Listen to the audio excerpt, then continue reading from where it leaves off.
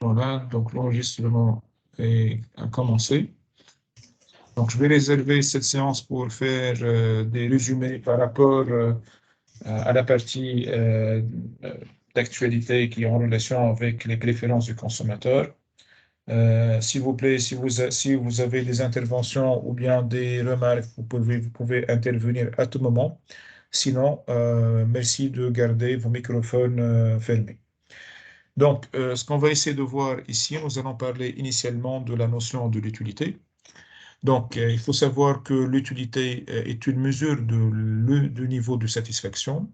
Mais le terme utilité, qu'est-ce que ça signifie? Ça signifie en fait que si, par exemple, j'ai à consommer quelque chose ou bien à utiliser quelque chose, ce bien que je vais utiliser va me procurer une utilité. Il est utile pour faire quelque chose. Par exemple, un stylo, il est utile pour écrire. Par exemple, le pain, il est utile pour le fait de le manger. Donc, l'utilité au niveau de la microéconomie est une fonction mathématique qui permet de mesurer le niveau de satisfaction que procure la consommation d'un bien ou d'un service.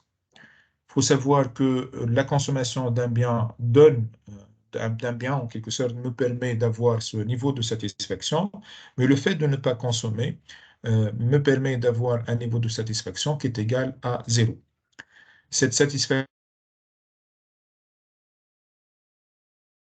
est consommée.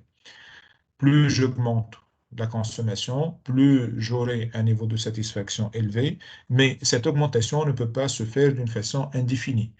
Parce que je ne peux pas toujours boire de l'eau, ou bien je ne peux pas toujours consommer, par exemple, du pain. Il y a un niveau que je ne peux pas le consommer, ou bien que je ne peux pas le dépasser, parce qu'il s'agit on est des êtres humains, donc on ne peut pas, en quelque sorte, passer au-delà d'un certain niveau. Donc, ceci me permet de dire que l'utilité est une fonction croissante en fonction des quantités consommées. Généralement, l'utilité, on la note par grand U, on va parler en quelque sorte de ce qu'on appelle l'utilité totale avant de parler de l'utilité marginale. Donc, on va considérer ici un exemple très simple. Supposons que j'ai un tableau qui comporte les quantités consommées et les niveaux de satisfaction. Par exemple, ici, je vais mettre les quantités consommées X. J'ai 0, 1 unité, 2, 3, 4, 5 et puis 6. Pour les niveaux de satisfaction, que je vais les représenter par utilité totale de X, donc si je consomme 0 unité, je vais avoir un niveau de satisfaction qui est égal à 0. Si je consomme une unité, je vais supposer par exemple que j'ai un niveau de satisfaction qui est égal à 2. Si je consomme 2 unités, par exemple, j'aurai un niveau de satisfaction qui est égal à 8. Si je consomme 3, j'aurai un niveau de satisfaction, par exemple, qui est égal à 12. Et puis un niveau de satisfaction qui est égal à 15, qui est égal à 16, et puis qui est égal à 16. Donc là, excusez-moi, donc pour chaque niveau de consommation, je vais avoir un niveau de satisfaction. Donc vous voyez ici que plus j'augmente le bien, plus le niveau de satisfaction augmente, jusqu'à ce qu'on atteigne un niveau, par exemple là, 5 et 6, où le niveau de satisfaction est stationnaire. Donc, si je représente cette courbe, supposons que j'ai ici les quantités consommées, et là, nous allons mettre le niveau de l'utilité totale. Donc, pour 0 quantité, je vais avoir un niveau d'utilité qui est égal à 0. Donc, d'où ce point-là. Pour une unité, supposons qu'ici, une unité, je vais avoir un niveau de satisfaction qui est égal à 2. Donc, j'ai le deuxième point.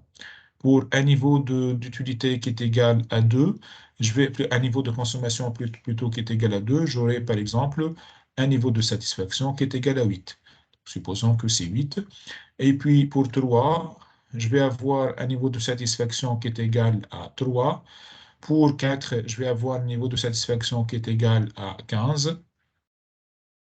Pour 5, je vais avoir un niveau de satisfaction qui est égal, par exemple, à 16. Et pour 6, je vais avoir un niveau de satisfaction qui est égal à 16. Donc, d'où, si je relie les différents points, je vais trouver une courbe de ce type qui permet d'avoir un maximum. Donc, ce maximum sera appelé le niveau de saturation qui ne peut pas être dépassé. Ici, j'augmente encore davantage la consommation au-delà de ce niveau-là, j'aurai une baisse de l'utilité. Donc, c'est ce qu'on appelle l'utilité totale. Donc, l'utilité totale est une fonction croissante. On parle un petit peu de l'utilité. Je vais revenir par la suite à cette diapo, mais je vais parler de la définition de l'utilité marginale avant tout.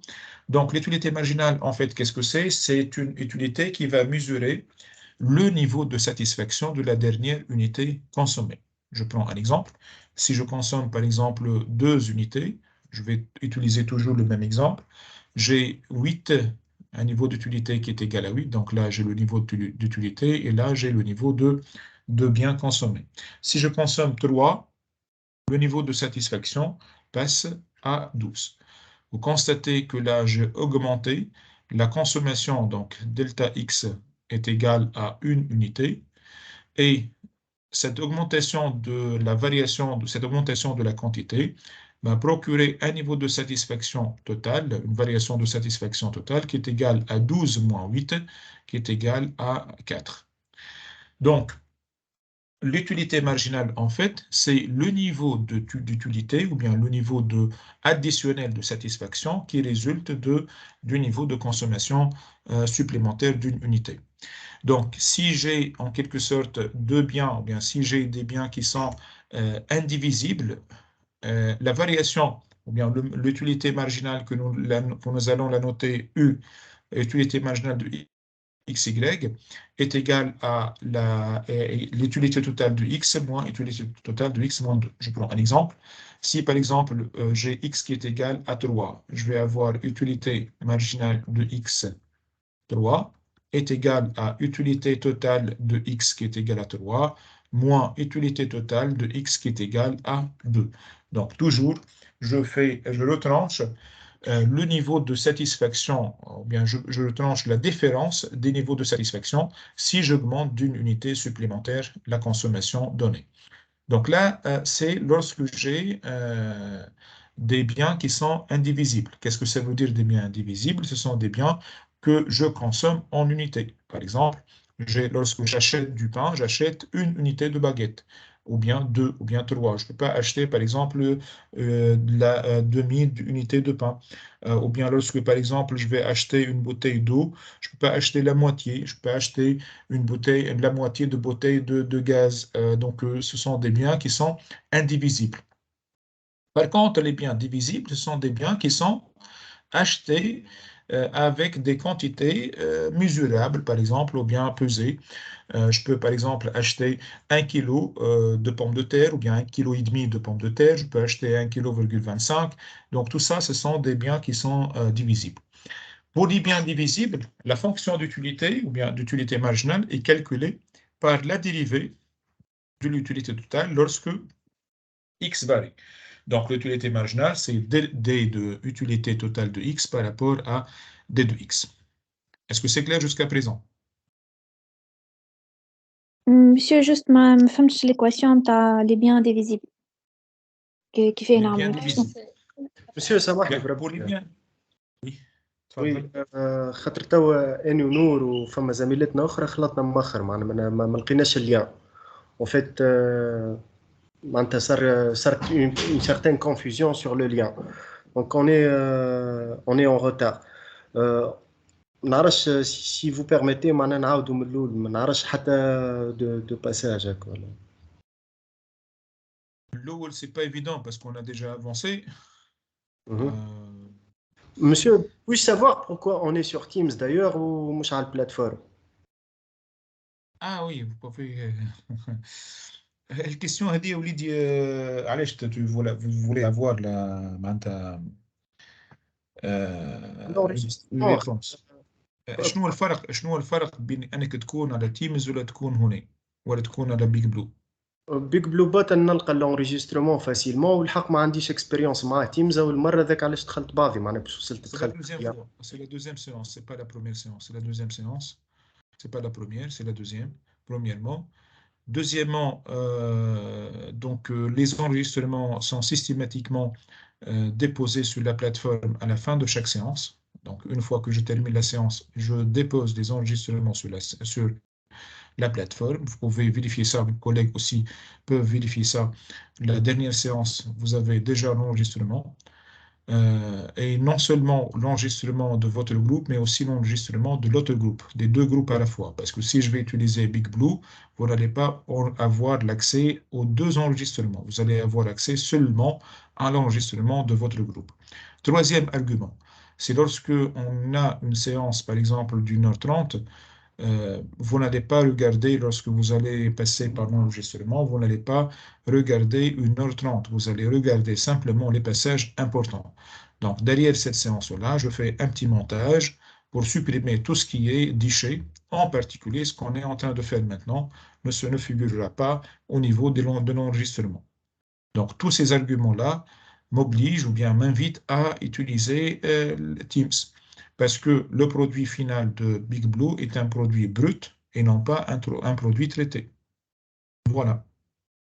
D'accord. Est-ce que vous êtes convaincu maintenant? Oui, oui, bien. Bien. Donc, pour madame qui a demandé en fait la formule qui est en relation avec la dérivée de l'utilité totale, l'exemple très simplifié, par exemple, si vous avez la fonction suivante, donc utilité de x qui est égale à 3x carré. Si je souhaite calculer l'utilité marginale à partir de cette relation, je vais calculer l'utilité marginale de x qui est égale à la dérivée de cette utilité-là, c'est-à-dire la dérivée de 3x carré par rapport à x. Si je veux dériver cette relation, c'est très simple, je l'écris en tant que telle, la voici. Vous avez ici l'exposant, je l'amène ici, donc j'aurai 2 fois 3, je l'ai écrit une seule fois, donc je vais retrancher 1, et donc j'aurai 2 fois 3, ça fait 6, x exposant 2 moins 1, ça fait 1, et donc j'aurai 6x.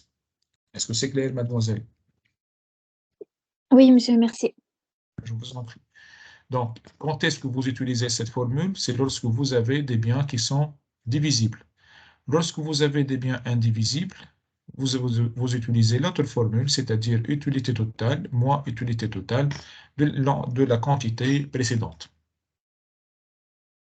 On parle maintenant de l'utilité marginale lorsqu'on a deux biens qui sont consommés. Oui, monsieur سامحني تنجم تعاودها مرة أخرى خاطر ما فهمتهاش بالكدا l'équation oui Bien. merci Je vais beaucoup prendre un autre exemple. Supposons que vous avez l'utilité de x qui était égale, par exemple, x à la puissance 3. Si je vais faire la dérivée de l'utilité de x par rapport à x, j'écris la même fonction. Je l'écris ici, et par la suite, vous avez 3, je l'abaisse à ce niveau-là, donc je vais avoir 3 fois x, je l'ai abaissé une seule fois, je vais retrancher 1, et donc je vais avoir 3, x à la puissance 3 moins 1, ça fait 2. Et voici votre dérivée. C'est clair? oui monsieur merci Je vous en prie. Oui, monsieur. Oui? Juste par rapport à le mail, c'est bon. Test. Donc, voilà, donc ça se voit que les emails peuvent atterrir systématiquement, donc vous n'avez pas de souci par rapport aux emails. Donc, s'il vous plaît, essayez d'être réactif aux emails envoyés. Bien. Donc maintenant, nous allons parler des fonctions qui sont à double variable, c'est-à-dire si le consommateur consomme deux biens au même instant. Ce sont des fonctions de ce type, c'est-à-dire utilité de x, y, de la fonction, par exemple, de x carré y, par exemple. Donc à ce moment-là, comment on calcule l'utilité marginale? Dans ce cas, l'utilité marginale, elle est calculée à deux niveaux. On calcule initialement l'utilité marginale de x, qui n'est autre que la dérivée de l'utilité de xy, c'est-à-dire la dérivée de cette fonction par rapport seulement à x. Ça veut dire quoi par rapport seulement à x? Je suppose comme si y n'existe pas.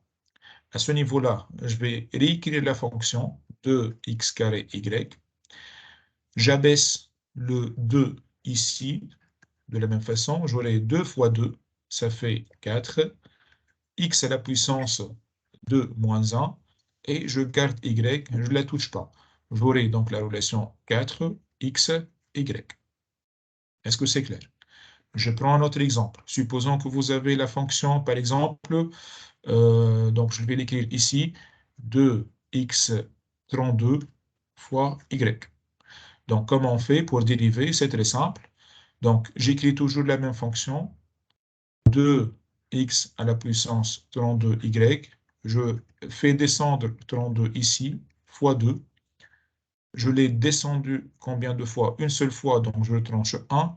Et j'aurai 32 fois 2, ça fait 64. X à la puissance 32 moins 1, ça fait 31 fois y. Donc, c'est de cette façon que nous allons calculer l'utilité marginale de x.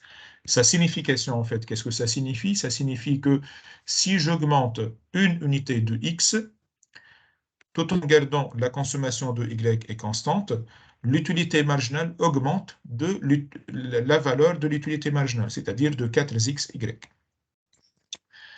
La deuxième utilité, c'est celle de y. À ce niveau-là, nous allons raisonner en gardant x comme étant une constante. Je prends le premier exemple, c'est celui-là. Donc, j'aurai à ce moment-là l'utilité marginale de y. Elle est égale à quoi?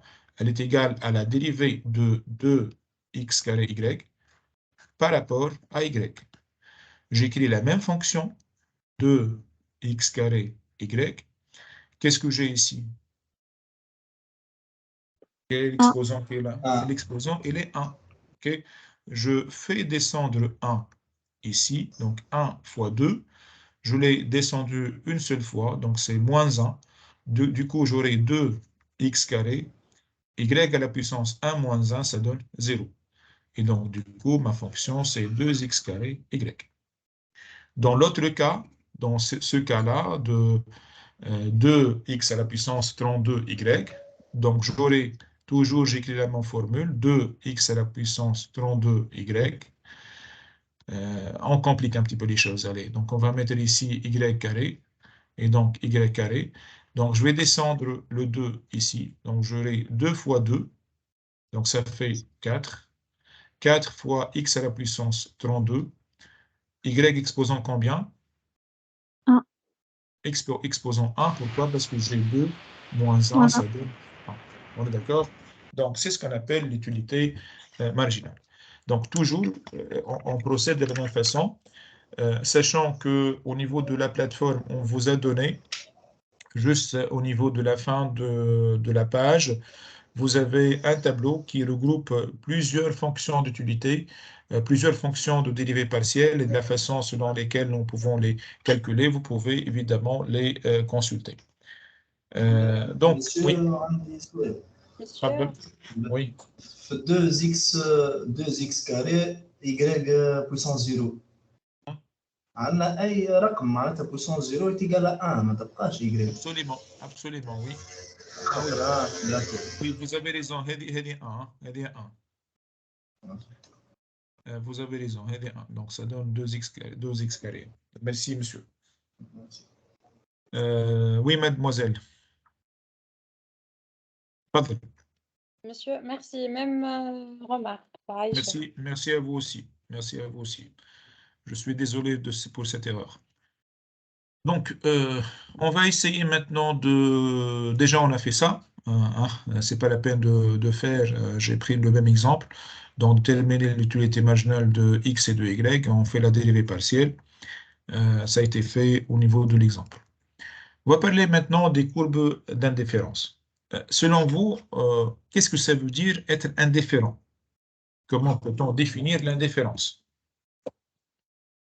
Qui peut me définir qu'est-ce que ça veut dire être indifférent?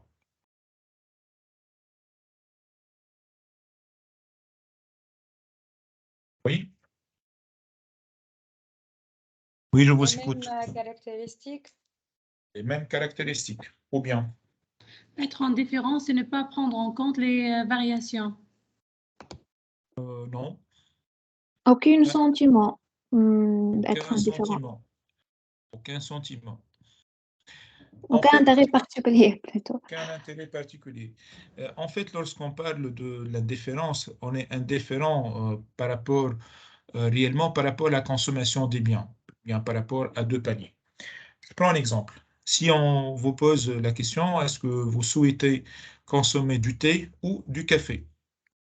Vous allez dire soit que vous préférez du thé, ou bien du café, ou bien vous allez dire que peu importe, je consomme du thé ou du café. La réponse peu importe suppose que vous êtes indifférent entre la consommation du thé ou du café. Est-ce que c'est clair? Oui. Bien. Oui. Donc, c'est ce qu'on appelle indifférence. Maintenant, au niveau de la microéconomie, un consommateur peut être indifférent entre un ou plusieurs paniers consommés à la fois. C'est-à-dire, normalement, on peut consommer plusieurs paniers. Être indifférent, ça veut dire que les paniers procurent le même niveau de satisfaction. Si par exemple, je consomme par exemple 5 unités d'un bien, 3 unités de l'autre, ou je consomme 6 unités d'un bien et 2 unités de l'autre, et que ces deux paniers me procurent le même niveau de satisfaction, nous allons dire que le consommateur est indifférent entre le panier A et le panier B. Donc, ceci me permet de déduire l'équation, ou bien plutôt la définition d'une courbe d'indifférence. Une courbe d'indifférence, qu'est-ce que c'est? C'est l'ensemble des dotations de paniers qui procurent le même niveau de satisfaction. Si un consommateur, par exemple, face à plusieurs paniers et que ces paniers procurent ou bien donnent le même niveau de satisfaction, alors on va dire que la courbe qui passe par ces paniers ou bien par ces points qui donnent le même niveau de satisfaction est dite une courbe d'indifférence. Donc, la courbe d'indifférence est, le consommateur est indifférent entre le choix de deux dotations qui sont sur la même courbe d'indifférence. C'est pourquoi il est indifférent, parce que ces dotations lui procurent le même niveau de satisfaction. Consommer A ou bien consommer B, le consommateur est indifférent parce que lorsqu'il consomme A, il a le même niveau de satisfaction que s'il consomme B. Maintenant, on va parler de l'équation de la courbe d'indifférence. Il faut savoir simplement, par la suite, nous allons déterminer cette équation. Il faut savoir seulement que l'équation de la courbe d'indifférence est déterminée par la relation Y qui est égale à f de x en maintenant un niveau de satisfaction constant. Je vais revenir par la suite pour cette fonction avec un exemple chiffré. Vous allez comprendre bien comment on détermine l'équation de la courbe d'indifférence. Vous voyez devant vous, ici, vous avez une courbe d'indifférence qui est la courbe I, qui représente un niveau de satisfaction, ou bien un panier A et un panier B. La consommation, l'utilité du panier A, si je la compare à l'utilité du panier B, qu'est-ce que je peux dire de l'utilité de A et de l'utilité de B? Hein? Supérieur. Non, ما فهمتش pour ما فهمتش moi c'est الكويستيون. supérieur. Donc on a dit que A et B sont sur la même courbe d'indifférence.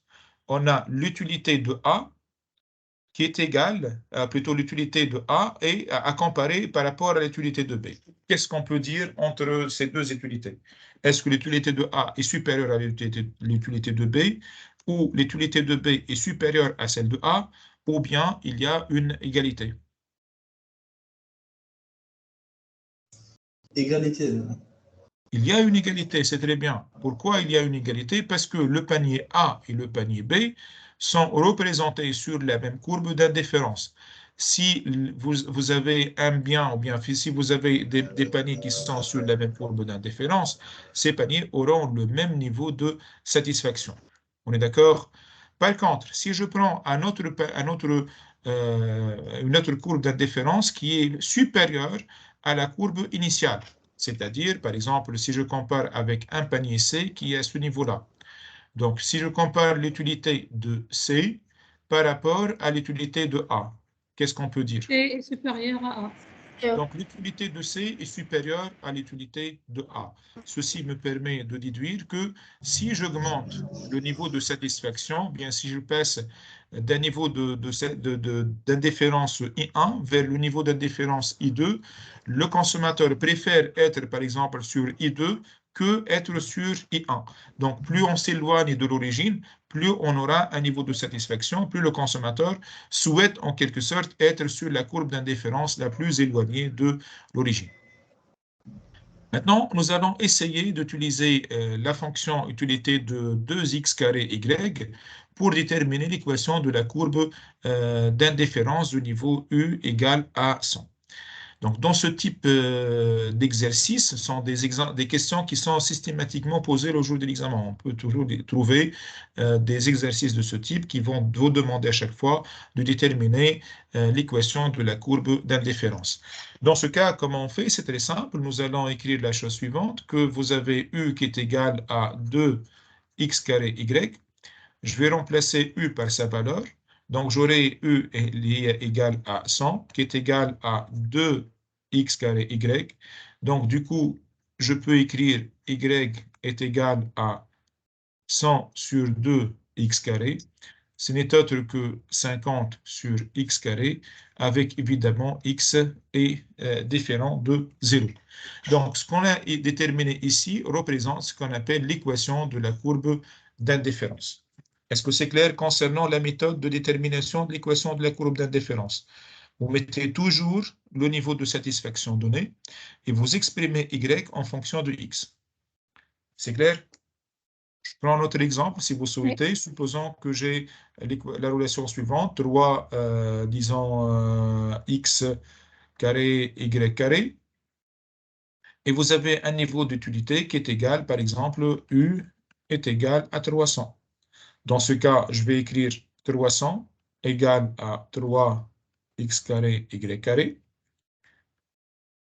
Et dans ce cas, je peux déduire que j'ai 300 sur 3x carré égale à y carré. Et donc, du coup, j'ai 100 sur x carré égale à y carré. Je peux dire que y est égal. Donc, on va prendre toujours les valeurs positives parce qu'il s'agit évidemment d'un raisonnement économique. Donc, je vais avoir 10 sur x. Voici la deuxième fonction, quel que soit x évidemment différent de 0. Est-ce que c'est clair? Oui. Bien. On passe maintenant aux propriétés des courbes d'indifférence. Pour les courbes d'indifférence, il y a plusieurs propriétés. La première propriété, c'est qu'il existe une infinité de courbes d'indifférence. Pourquoi il existe une infinité de courbes d'indifférence? Parce que si je prends la partie xy et je vais essayer de trouver les combinaisons possibles, il y a une infinité en fait de combinaisons et que par n'importe quelle combinaison, je peux faire passer au moins une courbe d'indifférence. Et donc, du coup, je vais trouver une infinité de courbes d'indifférence. Le consommateur préfère toujours être sur la courbe d'indifférence la plus éloignée de l'origine. Deuxième propriété, les courbes d'indifférence ne peuvent pas se couper. Ça veut dire quoi? Ça veut dire que je ne peux jamais me retrouver avec cette situation où j'ai deux courbes d'indifférence qui s'intersectent. Donc, je prends par exemple le panier A, le panier B et le panier C. Dire que le panier A, donc si je considère que le panier A et B, ils appartiennent à la même courbe d'indifférence I2. Cela veut dire quoi? Si A et B appartiennent à la même courbe A égale à B. Donc, non pas A égale à B, mais plutôt l'utilité de A est égale à l'utilité de B. De même, j'ai C et A qui appartiennent à la courbe I1. Donc, du coup, je peux écrire que l'utilité de C est égale à l'utilité de A. Donc, si je compare les deux relations, j'ai U de A égale à U de B. De même, U de C est égal à U de B. Ceci me permet de déduire que U de C est égal à U de B. Or, si U de C est égal à U de B, ça suppose que quoi? C et B sont sur, voilà, ils appartiennent à la même courbe d'indifférence. Est-ce que c'est le cas? Non. Non. Donc, vous voyez ici bel et bien que B et C ne sont pas sur la même courbe d'indifférence et du coup, cette situation est impossible. Donc, il est impossible de se retrouver avec deux courbes d'indifférence qui s'intersectent. Donc, ça, c'est la deuxième propriété. La troisième propriété, on va dire que les courbes d'indifférence sont décroissantes. ou du moins pour votre niveau, évidemment.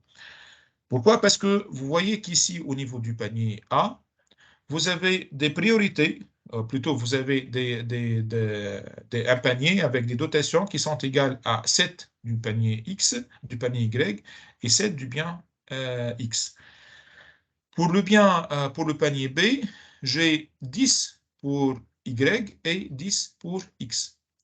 Est-ce que c'est logique d'augmenter aussi bien la consommation de X et celle de Y sans baisser, bien sans, en quelque sorte, augmenter l'utilité? Donc, vous voyez ici, dire que A et B sont sur la même courbe d'indifférence, c'est que utilité de A égale utilité de B. Est-ce que c'est logique de consommer plus et d'avoir toujours le même niveau de satisfaction? Non.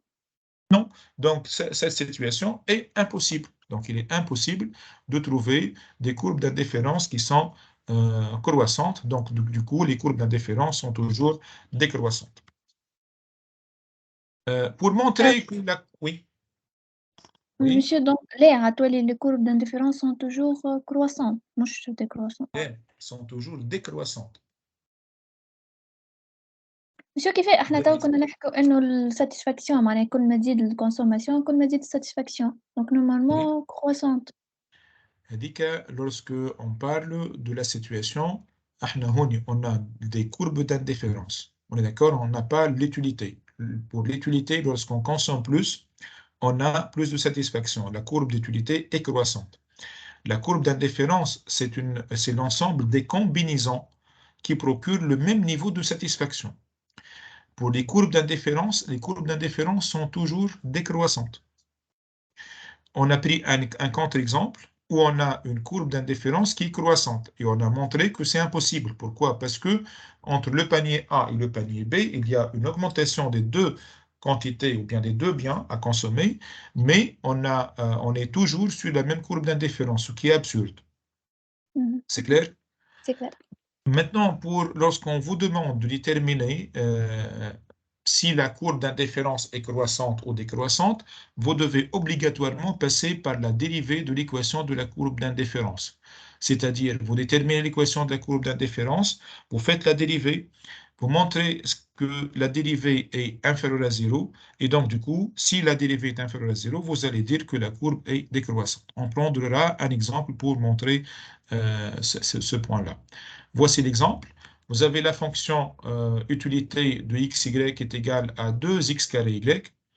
L'équation, on a déjà déterminé l'équation qui est égale y égale 50 sur x au carré. Donc, si je dérive cette relation, je vais l'écrire de la façon suivante. Donc, j'ai y qui est égal à 50 divisé par x carré. Je peux l'écrire de la façon suivante plus simplement. Je peux écrire 50 x à la puissance moins 2. Et donc, du coup, si je vais calculer la pente, donc delta d de y par rapport à x, je vais trouver moins 2 fois 50 fois x à la puissance moins 2. Moins 2, évidemment, moins 1. Pourquoi j'ai écrit moins 1? Parce que j'ai fait descendre 2 ici.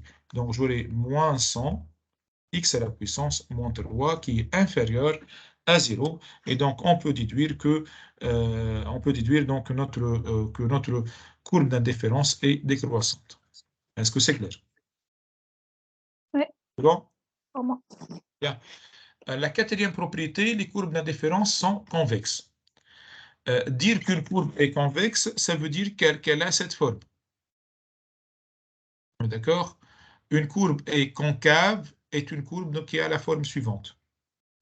Donc, pour nos courbes d'indifférence, du moins pour votre niveau, ce sont des courbes qui ont cette forme-là, c'est-à-dire des courbes qui sont convexes. Donc, l'exemple très simplifié que je donne systématiquement, supposons que vous avez deux paniers qui sont extrêmes, c'est-à-dire le panier A où le consommateur consomme 11 unités de Y et consomme une unité de X, ou bien il consomme, par exemple, 7 unités de X et une unité de Y. Si on lui demande, est-ce que vous préférez consommer 7, 7, ou bien 7, 4, ou bien vous consommez 11, 1, ou bien 7, 1, il va vous dire que je préfère la combinaison. Et donc, du coup, ce point C appartient à une courbe d'indifférence plus importante. Et déjà, l'exemple que je donne aussi à mes étudiants, c'est que si vous allez à un hôtel avec un buffet qui est ouvert, vous allez avoir tendance toujours à mixer les repas. Vous n'allez pas consommer seulement un seul repas, mais vous allez mixer les différents éléments proposés ou bien les différents plats proposés. Donc, vous cherchez toujours à faire de la combinaison parce que la combinaison va vous procurer plus de satisfaction. Donc, la convexité signifie que le point qui représente une combinaison entre les extrêmes est préféré par rapport aux extrêmes. Donc, montrer que la courbe est convexe revient à montrer que la dérivée seconde de la courbe est supérieure à 0. La dérivée seconde, qu'est-ce que c'est? C'est la dérivée de la dérivée. On a fait la dérivée première ici. Donc, voilà, ça, c'est la dérivée première. La dérivée seconde, c'est la dérivée de cette fonction. Donc, j'aurai d carré donc de y par rapport à dx carré. Je dérive cette relation par rapport à x. Je vais l'écrire. Donc, c'est moins 100 fois x à la puissance moins 3. J'ai ici moins 3. Je vais la faire descendre par là. Donc, j'aurai moins 3 fois moins 100 fois x exposant moins 3, moins 1. Et donc, j'aurai moins 3 fois moins 100, ça me donne 300, x à la puissance 4. Donc, j'ai une dérivée qui est supérieure à 0. Donc, ça montre bien que j'ai une fonction convexe et non pas concave. Est-ce que c'est clair? C'est bon? Oui ou non? Oui. Bien. Donc ça a été montré juste avant. Maintenant, je vais parler du taux marginal de substitution, bien ce qu'on appelle couramment TMS. Donc, j'attire votre attention que le TMS est une notion très importante pour le cours de microéconomie parce qu'il n'y a aucun examen de microéconomie qui ne comporte pas une question ou bien qui ne traite pas du TMS ou bien qui fait abstraction en fait d'un raisonnement qui fait appel au TMS. En fait, qu'est-ce que c'est le TMS? Le TMS, c'est un rapport qui mesure la différence entre le rapport entre la quantité de biens que nous allons céder, c'est-à-dire que nous allons donner, divisé par la quantité de biens que nous allons procurer, tout en gardant toujours le même niveau de satisfaction. Je vais raisonner autrement. Supposons qu'on vous demande d'avoir, ou bien vous cherchez à avoir un bien, on vous demande de renoncer en contrepartie d'une unité d'un bien, en contrepartie d'une unité de bonbons. Un de vos collègues vous demande de lui donner, par exemple, 3 unités de chocolat. Donc, ces 3 unités de chocolat, si je les divise sur une unité de bonbons, je vais trouver le taux d'échange psychologique. C'est un taux d'échange psychologique et non pas un taux de marché, qui représente en quelque sorte ce qu'on appelle le taux marginal de substitution. Donc, le taux marginal de substitution est mesuré pour un niveau d'utilité donné. Pour calculer le taux marginal de substitution, il y a 3 formules possibles. La première, c'est moins la variation de y divisé par la variation de x est égal aussi à moins la dérivée de y par rapport à x est égal aussi au rapport d'utilité marginale de x et de y. On va essayer de voir chaque formule à part et quand est-ce que nous allons utiliser chaque formule. Pour la première formule, c'est-à-dire moins la variation de y divisé par la variation de x, c'est lorsque j'ai des valeurs discrètes, c'est-à-dire des chiffres, un tableau qui comporte des chiffres, ou bien une représentation graphique. Donc là, ce sont des valeurs chiffrées, des variations, des quantités cédées et des quantités qui sont reçues. Dans l'autre cas, c'est-à-dire moins la dérivée de y par rapport à x, c'est que lorsque j'ai l'équation de la courbe d'indifférence. L'équation de la courbe d'indifférence, c'est not autre que y. Donc, je prends la dérivée avec signe moins, je vais trouver le taux marginal de substitution. Troisième façon, c'est lorsque j'ai, au niveau de l'exercice, il me donne que l'utilité totale, c'est-à-dire la fonction d'utilité qui est égale par exemple, de x, y, on me donne, par exemple, 2x, y à la puissance de, par exemple, ou bien 2x à la puissance 4, y à la puissance 2. Donc, à ce niveau-là, je vais utiliser utilité marginale de x sur utilité marginale de y. On va essayer de comprendre maintenant comment on calcule le TMS à partir des valeurs chiffrées. Je vais prendre la situation où je suis en A. Donc, supposons que le consommateur au niveau du panier A, il va essayer ou bien il va chercher à augmenter sa consommation du bien X d'une unité. Donc, il va passer d'une unité à 2 unités. Donc, si je calcule la différence dans ce cas, je vais avoir delta X qui est égal à 2 moins 1, ça fait 1. Donc, ça, c'est delta X. Pour passer de A à B, le consommateur a augmenté sa consommation d'une unité du bien X, mais il a baissé sa consommation de 3 unités du bien Y. Il a passé de 5 à 3. Donc, du coup, delta Y est égal à quoi? Est égal à 2 moins 5. Ça fait moins 3. Et donc, du coup, je vais avoir, si j'applique la formule, donc TMS serait égal à delta Y divisé par delta X avec un signe moins. Et donc, j'aurai moins 3 avec signe moins sur 1 et donc j'aurai 3. Pourquoi en fait on met ce moins? Parce que le TMS est un prix psychologique. Et donc du coup, le consommateur, on ne peut pas trouver des prix qui sont inférieurs à 0. C'est pour cette raison qu'on va ajouter ce moins-là. On peut aussi trouver le TMS au niveau de l'autre cas, c'est-à-dire au niveau du point B. Pour le point B, le consommateur il va augmenter sa consommation d'une unité et il va céder à une unité. Donc, du coup, je vais avoir 1 moins 2 sur 3 moins 2, ça me donne 1, évidemment, avec signe moins. Vous constatez que en passant de A à B, le consommateur, le TMS au niveau du point B est inférieur au TMS au niveau du point A. C'est-à-dire, plus on se rapproche de l'axe des X, plus le TMS baisse. Donc, le TMS est décroissant en fonction de X. Plus X augmente, le TMS diminue, et vice-versa. Est-ce que c'est clair? C'est bon? Oui, monsieur. Bien. Donc, les propriétés du TMS sont au nombre de 3, sont très simples à retenir. Premièrement, le TMS est ponctuel. Pourquoi il est ponctuel? Parce qu'il est calculé au voisinage d'un point. Ici, on a calculé au voisinage de A, et là, on a calculé au voisinage de P. Donc, il est calculé au voisinage d'un point. Le TMS décroissant, on a montré ça. Lorsqu'on a passé de A à B, le TMS a baissé. Si je passe, par exemple, ici au point C, j'aurai un TMS qui est plus faible, et ainsi de suite. Troisième point, le TMS est égal au rapport d'utilité marginale. Par convention, il est toujours positif. Et d'ailleurs, c'est le rapport de deux quantités, il est aussi un prix, donc les prix sont toujours positifs. Donc, je prends un exemple. Vous avez la fonction suivante, donc log de xy. Nous allons calculer le TMS, et puis nous allons montrer que le TMS est toujours supérieur à 0, puis nous allons montrer que le TMS est décroissant. Donc, si je vais calculer le TMS, quelle formule dois-je utiliser ici? Moins delta x, moins delta y sur le delta x, ou bien moins dérivé de y par rapport à x, ou bien le rapport des utilités? Dérivé? Le rapport des utilités? Moins dérivé.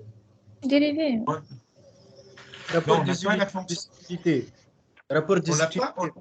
Absolument, on va utiliser le rapport des utilités parce qu'on n'a pas l'équation de la courbe d'indifférence. Vous voyez? Donc, on va calculer, donc TMS est égal à quoi? Donc, TMS est égal utilité marginale de x sur utilité marginale de y. Donc, l'utilité marginale de x, donc, si je calcule l'utilité marginale de x, elle est égale à la dérivée de l'utilité de xy par rapport à x. Donc, je vais dériver ça par rapport à x. Ça me donne quoi? La dérivée de log, c'est u' sur u. C'est la dérivée de xy par rapport à x sur xy. La dérivée de xy par rapport à x, ça nous donne y sur xy. Donc, j'aurai 1 sur x. L'utilité marginale de y, c'est la dérivée de u de x Y par rapport à Y, c'est la dérivée de cette fonction par rapport à Y, ça me donne X sur XY. Et donc j'aurai 1 sur Y. Donc l'utilité marginale n'est autre que 1 sur X divisé par 1 sur Y. Ça me donne Y sur X. Donc ça c'est le TMS. Maintenant, nous allons montrer que le TMS est toujours supérieur à 0. C'est tout à fait logique. Y est une quantité, X est une quantité. Les quantités sont supérieures à 0. Le rapport de deux entités supérieures à 0 est toujours supérieur à 0. Deuxième question, montrer que le TMS est décroissant. Pour montrer que le TMS est décroissant, nous allons calculer la dérivée de TMS par rapport à X et montrer qu'elle est inférieure à 0. Donc, si je vais essayer de montrer cette relation, la dérivée de xy par rapport à x, ça me donne quoi? Ça me donne moins y, x à la puissance moins 2, qui est inférieur à 0. Donc, si x augmente, le TMS diminue. C'est bon? Monsieur, juste الآخر ستار نتاع dérivé de y de x par rapport à x pour montrer TMS أقل من 0. Donc, on a y sur x qu'on peut l'écrire y fois x à la puissance moins 1. On est d'accord? Si je dérive ça par rapport à x, comment je vais faire? Je vais écrire la même formule, donc y, x à la puissance moins 1. Je vais baisser 1. Moins 1, moins 2. Moins 1, moins 1. Autre, donc ça me donne moins y, x à la puissance moins 2. On est d'accord? Qui est inférieur à 0. Bien, on va essayer maintenant de voir la contrainte budgétaire. Qu'est-ce que la contrainte budgétaire? En fait, pour la contrainte budgétaire, nous allons considérer que le consommateur consomme un panier de biens qui est représenté par le panier X, Y. Pour ce panier des biens, pour chaque bien, on a un prix. Donc, P1, c'est le prix du bien X. P2, c'est le prix du bien Y. On a un revenu R qui est le revenu du consommateur. Et donc, du coup, la contrainte budgétaire peut s'écrire de la façon suivante. C'est le prix fois la quantité du bien X plus le prix du bien Y fois la quantité du bien Y qui est inférieur ou égal à R. Ça signifie quoi? Ça signifie que le consommateur, même s'il consomme le haut maximum, il ne peut pas dépasser son revenu. Au maximum, sa consommation devrait être égale à son revenu. Donc, c'est ce qu'on appelle la contrainte budgétaire. La contrainte budgétaire signifie que le montant que le consommateur dépense pour les deux biens ne peut pas excéder son budget ou bien son revenu total. À partir de la contrainte budgétaire, nous pouvons déterminer ce qu'on appelle la droite de budget. La droite de budget, qu'est-ce que c'est? En fait, c'est la droite où le consommateur égalise le revenu, c'est-à-dire je vais avoir ici une égalité.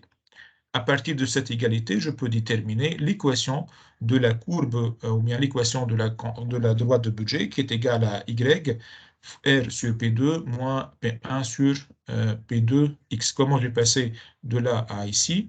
Donc, c'est très simple. Il s'agit de faire sortir Y. Donc, je vais avoir P2Y qui est égal à R moins P1X. Maintenant, Y est égal à quoi? Est égal à R sur P2 moins P1 sur P2 fois X. Donc, voici la relation. C'est clair? Oui. Monsieur, أما الR يا أخي معناها تتعطى c'est un donné وإلا إحنا نخرجوه؟ Oui. Ici, vous allez avoir des valeurs chiffrées pour le revenu, P1 valeur chiffrée, P2 valeur chiffrée. X, Y sont des quantités. Bien, donc graphiquement, la contrainte budgétaire est représentée de cette façon, avec la quantité maximale du bien Y consommé est égale à R sur P2 et la quantité maximale du bien X consommé est égale à R sur P1. Donc, graphiquement, l'ensemble, ou bien cette droite la droite de budget, partage le plan entre deux parties. La première partie, c'est celle qui va être hachurée en rouge, représente l'ensemble des possibilités de consommation. Et l'autre partie qui est là, qui représente sont des biens de consommation qui sont inaccessible, donc le consommateur ne peut pas y accéder. La droit de budget, c'est la frontière entre ces deux. Elle appartient évidemment à l'ensemble des possibilités de consommation. Nous allons parler maintenant du déplacement de la droit de budget. La droite de budget se déplace à la suite soit du changement du revenu, soit du changement de l'un des prix. Si on varie le revenu, les autres prix restent constants. Si on varie un prix, l'autre prix et le revenu restent inchangés. On va considérer la situation où j'ai un changement du revenu. L'accroissement de revenu va augmenter ou bien va faire déplacer la droite budgétaire parallèlement à elle-même, ce qui va augmenter l'ensemble des possibilités de consommation. Et inversement, graphiquement, si j'augmente le revenu en passant de R à R', avec R' est supérieur à R, donc du coup, l'ensemble des possibilités de consommation passe de la droite bleue vers la droite verdâtre. Et donc, du coup, je vais avoir une augmentation de l'ensemble des possibilités de consommation. Dans la situation contraire, si j'ai R' qui est inférieur à R, j'ai un déplacement parallèle de la droite de budget à l'intérieur, ce qui réduit l'ensemble des possibilités de consommation. Maintenant, pour le changement du prix, deux situations sont possibles, évidemment, soit une augmentation du prix du bien 1 ou bien une diminution du prix. Donc, nous allons raisonner, par exemple, dans le cas de l'augmentation du prix bien 1, le prix du bien 2 reste constant et le revenu reste constant. L'augmentation du prix du bien 1 réduit en quelque sorte l'ensemble des possibilités de consommation. Donc, du coup, je vais me retrouver avec cette situation. P2 ne change pas, R ne change pas, donc je vais garder toujours le même point. Par contre, P1 augmente, donc du coup, je vais avoir R sur P1 qui est inférieur à R sur P2. Donc, je vais avoir un pivotement de la contrainte budgétaire à l'intérieur. De même façon, si j'ai la situation contraire, si le prix P1 est supérieur et inférieur plutôt au prix P1' est inférieur au prix P1, donc je vais avoir un pivotement, cette fois-ci à l'extérieur et non pas à l'intérieur. Et ce pivotement-là permet d'augmenter l'ensemble des possibilités de consommation. Voilà, donc ça c'est ce que j'ai présenté par rapport au résumé du cours. Maintenant, si vous avez des questions, je suis à votre disposition. Oui, je vous écoute. Allô? monsieur نسمع فيك juste عندي question أما concernant في الحق في أول الكور عندنا الutilité معناها متاع x و y حكيت لنا إنه نجموا معناها نخرجوا الutilité maximale je crois هكا si on fait le différence ما بيناتهم mais ساعات monsieur مثلا ملي كانت ناخذ لك الاكزامبل الاولاني اللي خذيته انت ملي كانت معناها 3 مشات ولات 4 مي الساتيسفاكسيون ملي في 3 ولات باغ اكزامبل 6 وفي 4 ولات 8 وناخذ الاكزامبل 5 اللي هي ولات الساتيسفاكسيون 13 اما الديفيرونس ما بيناتهم ماهوش قد معناها ماهوش Absolument, la différence, en fait, c'est l'utilité marginale. Et on a dit que l'utilité marginale est décroissante. Initialement, par exemple, bin 2 ou 1, j'ai 6, l'utilité marginale était 6.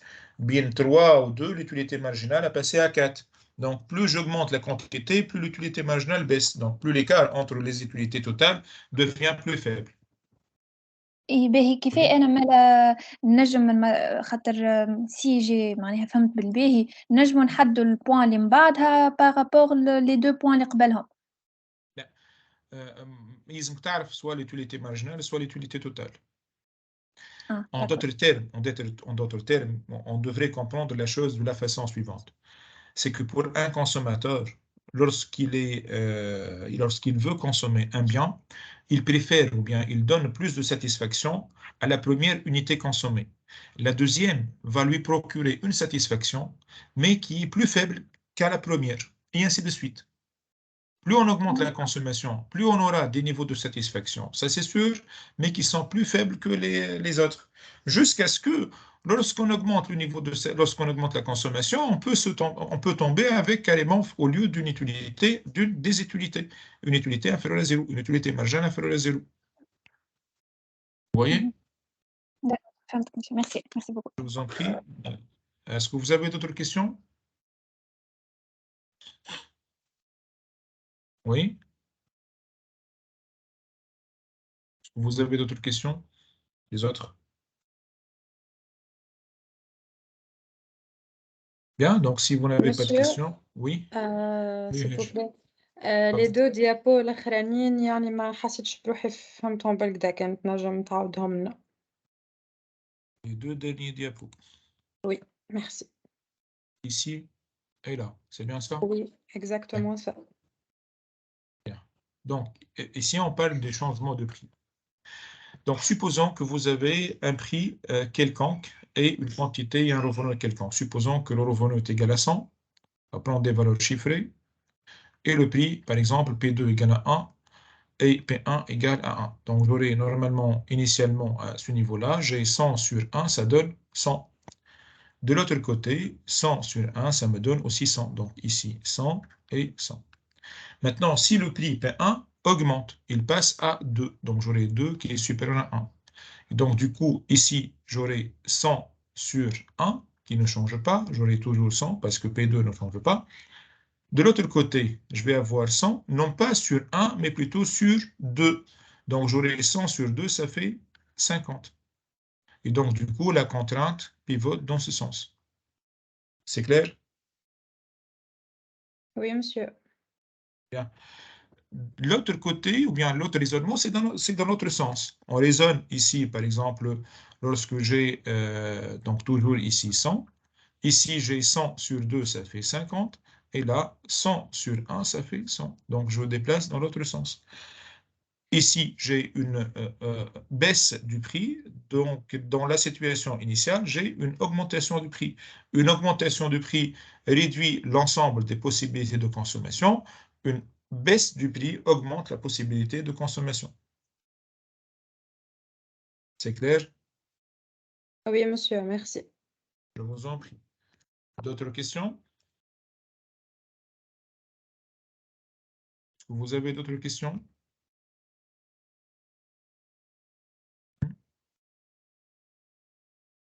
Bien, donc si vous n'avez pas d'autres questions, on reste à ce niveau-là.